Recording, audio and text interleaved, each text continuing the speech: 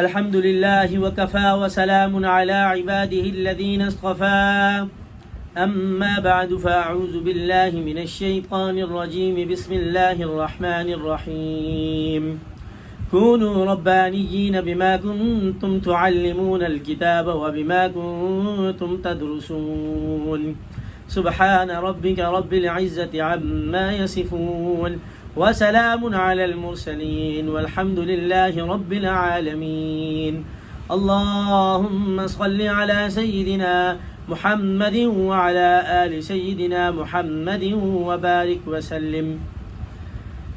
جیسا کہ میں نے آپ لوگوں کی خدمت میں قرآن پاک کی آیت پیش کی، تو اس آیت کے شروع میں اللہ رب العزت فرما رہے ہیں کونوا ربانیین، بن جاؤ رب والے، تم اللہ والے بن جاؤ، اس لیے کہ تم کتاب کی تعلیم دیتے ہو اور پڑھاتے ہو. ہم اپنی زبان میں جن کو اللہ والا کہتے ہیں ان کو عربی زبان میں رب والے کہتے ہیں.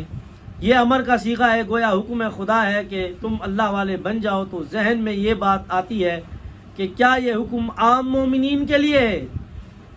عام مومنین کے لیے ہوا ہے، بلکہ ساتھ ہی اس کی تفصیل بھی بتا دی. فرمایا بما کنتم تعلمون الکتاب و بما کنتم تدرسون، اس لیے کہ تم کتاب کی تعلیم دیتے ہو اور پڑھاتے ہو. گویا یہ حکم خاص طور پر پڑھنے پڑھانے والوں کے لیے ہے. تو اس بات کو ہم مد نظر رکھیں اور دیکھیں کہ اللہ رب العزت ہم سے کیا چاہتے ہیں اور ہم اللہ والے کیسے بنیں گے. سبحان اللہ، اللہ کی شان، اللہ کی قدرت، اللہ کی طاقت کو دیکھیں. ہم سب سے پہلے ہم اللہ پر ایمان لائیں، یعنی اس کی ذات و صفات پر صحیح معنی میں ایمان لانا. ایک تو ہوتا ہے نا کہ زبان سے کہہ دینا، ایک ہوتا ہے دل سے اقرار کرنا، دل سے تصدیق کرنا.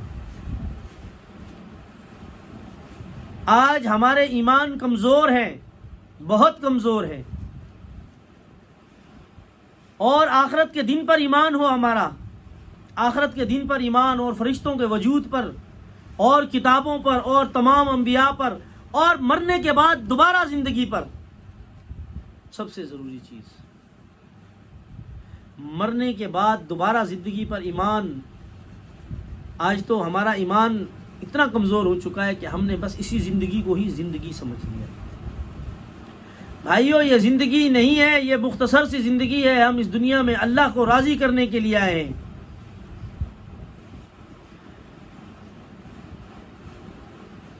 میں تو حیران ہوں کہ ایک تو مرنے کے بعد دوبارہ زندگی ہوگی، لیکن اللہ نے ایسا معجزہ دکھایا کہ اس دنیا میں ہی اللہ نے روح نکال لی اور پھر دوسری روح ڈال کر انسان کو زندہ کر دیا.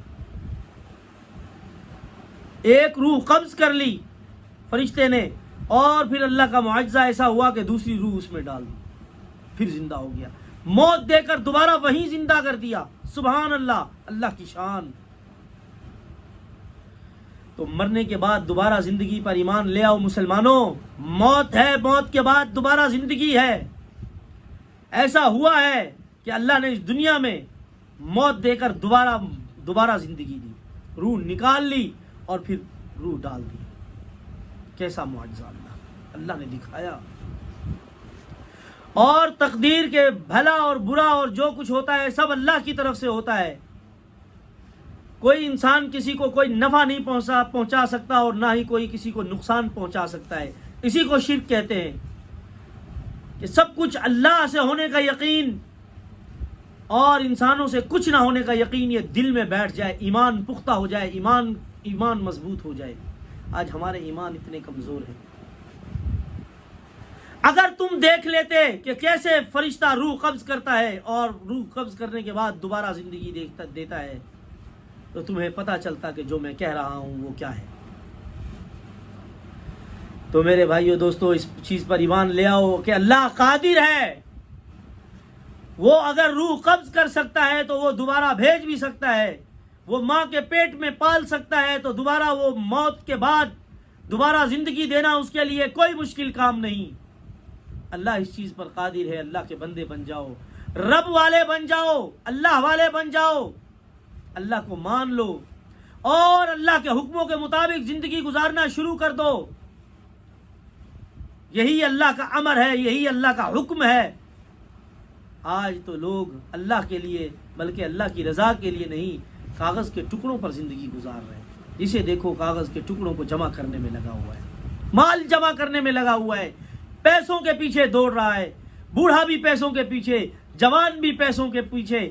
ایسا دنیا کا اور شیطان کا ایک ایسا نظام چلا ہے کہ بچہ بھی پیسوں کے پیچھے۔ آج چھوٹے سے بچے کو بھی کوئی کام کہو، کہتا ہے مجھے پیسے دیے میں کام کروں، پیسوں کے بغیر وہ بھی کوئی کام نہیں کرتا۔ اور گواہی دے تو اس امر کی کہ اللہ کے سوا کوئی معبود نہیں اور حضور اکرم صلی اللہ علیہ وسلم اس کے سچے رسول ہیں۔ ہر نماز کے وقت کامل وضو کر کے نماز کو قائم کریں۔ کامل وضو وہ کہلاتا ہے جس میں آداب و مستحبات کی رعایت رکھی گئی ہو، اور ہر نماز کے وقت اشارہ ہے اس بات کی طرف کہ نیا وضو ہر نماز کے لیے کرے، اگرچہ پہلے سے وضو ہو کہ یہ مستحب ہے، اور نماز قائم کرنے سے اس کے تمام سنن اور مستحبات کا اہتمام کرنا مراد ہے۔ چنانچہ دوسری آیت میں وارد ہے ان تسویۃ الصفوف من اقامت الصلاۃ، یعنی جماعت میں صفوں کا ہموار کرنا کہ کسی قسم کی درمیان میں خلا نہ رہے، اور یہ نماز قائم کرنے کے مفہوم میں داخل ہے۔ زکوٰۃ ادا کرے اور رمضان کے روزے رکھے، اگر مال ہو تو حج کرے، یعنی اگر جانے کی قدرت رکھتا ہو تو حج کرے، کیونکہ اکثر معنی مال ہوتا ہے۔ تو میرے بھائیو دوستو، جو زکوٰۃ کا حکم ہمیں ہو رہا ہے، آج ہم دیکھیں کہ ہم کتنی زکوٰۃ ادا کر رہے ہیں، کتنا ہم اللہ کے حکموں کے مطابق زندگی گزار رہے ہیں۔ اگر آج ہر مسلمان زکوٰۃ دینے والا بن جائے، اگر ہر مسلمان آج زکوٰۃ دینے والا بن جائے، تو سمجھ لیں کہ یہ مسلمان اور اس امت میں کوئی انسان غریب نہ ہو، یہ مسلمان امیر ہو جائے۔ اس لیے اس کا ذکر فرما دیا گیا، اور مقصود یہ ہے کہ حج کے شرائط پائے جاتے ہوں تو حج کرے، 12 رکعات سنت موقدہ روزانہ ادا کرے۔ اس کی تفصیل دوسری روایت میں اس طرح آتی ہے کہ صبح سے پہلے 2 رکعات، ظہر سے قبل 4، ظہر کے بعد 2 رکعات، مغرب کے بعد 2 رکعات، عشاء کے بعد 2 رکعات، اور وتر کو کسی رات میں نہ چھوڑے، چونکہ واجب ہے اور اس کا اہتمام سنتوں سے زیادہ ہے، اس لیے اس کو تاکیدی لفظ سے ذکر فرمایا گیا ہے۔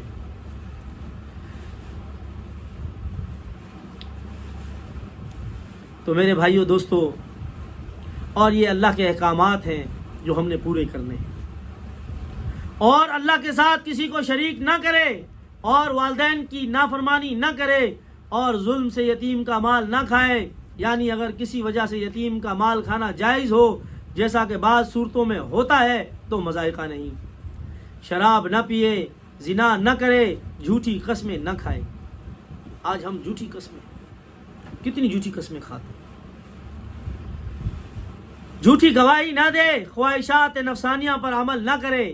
آج ہم اپنے خواہشات پر ہی زندگی گزار رہے ہیں، ہر اپنی خواہش کو پورا کرنے کے لیے آج ہم کس حد تک گزر جاتے ہیں، کتنے گر جاتے ہیں۔ اللہ کے حکموں کے مطابق زندگی گزارو مسلمانوں، اللہ والے بن جاؤ، رب والے بن جاؤ۔ یہ مشکل ہے، لیکن اسی میں ہی تمہاری کامیابی ہے۔ مسلمان بھائی کی غیبت نہ کرے، عفیفہ عورت کو تہمت نہ لگائے، اسی طرح عفیف مرد کو آج ہم تہمتیں کتنی لگاتے ہیں، الزام کتنے لگاتے ہیں۔ دیکھ لیں ہم کیا کر رہے ہیں، ان چیزوں سے باز آ جاؤ۔ اپنے مسلمان بھائی سے کینہ نہ رکھو، لہو و لعب میں مشغول نہ ہو، بلکہ اپنے آپ کو دینی مصروفیات میں مصروف رکھو، اور تماشائیوں میں شریک نہ ہو۔ کسی پستہ قط کو عیب کی نیت سے ٹھگنا مت کہو، یعنی اگر کوئی عیب دار لفظ ایسا مشہور ہو گیا ہو کہ اس کے کہنے سے عیب نہ سمجھا جاتا ہو، تو وہ اس میں کوئی وہ نہیں ہے۔ اگر عیب نہ سمجھا جاتا ہو تو پھر تو ٹھیک ہے، لیکن اگر عیب سمجھا جاتا ہو، آج ہم دیکھتے ہیں کوئی بندہ عیب دار ہے، اس میں کوئی عیب ہے، ہم اس کا مذاق اڑاتے ہیں، مذاق اڑاتے ہیں، اس کی دل آزاری کرتے ہیں۔ کتنی افسوس کی بات۔ تو میرے بھائیو دوستو، اللہ رب العزت نے ہمیں یہ زندگی جس مقصد کے لیے دی ہے، اس مقصد کو پورا کریں۔